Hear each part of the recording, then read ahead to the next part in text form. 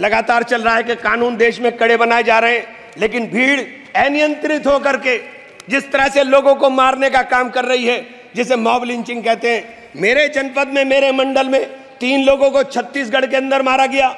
मान्यवर उत्तर प्रदेश के अंदर, अलीगढ़ के अंदर इस प्रकार के भीड़ तंत्र ने एक व्यक्ति की हत्या की। मान्यवर आगरा के अंदर 2 लोगों ने आत्महत्या की, केवल पुलिस के उत्पीड़न से तंग आकर के। मान्यवर फिरोजाबाद के अंदर एक कैदी मारा गया, जो पुलिस सही सलामत उठा करके ले गई।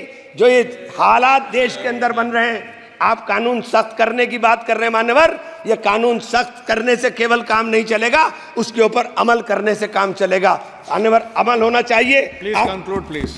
2 मिनट मान्यवर, बस 2 मिनट में कर दूं। अगर आप, मैं आपसे मान्यवर जरूर एक बात जरूर कहना चाहूंगा।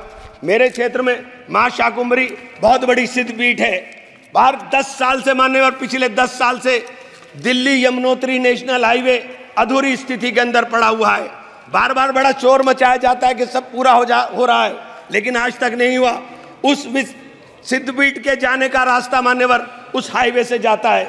अगर मान्यवर इसी योजना के अंदर उसको शामिल कर लिया जाए कि हमारी सिद्धपीठ के ऊपर जाने वाले श्रद्धालुओं को रास्ता सही मिल जाए, तो मान्यवर लाखों लोग उधर जाने का काम करते हैं। मेरे शहर के अंदर, सहारनपुर शहर के अंदर मान्यवर एक एलिवेटेड हाईवे की आवश्यकता सबसे ज्यादा थी। मैंने आपके माध्यम से अनुरोध करना चाहता हूं कि हम लोग जीत कर आए हैं, लोगों ने बड़ी उम्मीदों के साथ जीता है। और मुझे तो कहा था रघुकुल रीत सदा चली आई, प्राण जाई पर वचन न जाई। जिन लोगों ने मुझसे वचन लेकर के जीत का वादा किया था मान्यवर, मेरी भी जिम्मेदारी है। मैं आपसे हाथ जोड़कर विनती करता हूं मान्यवर, सरकार को कहें कि हमारे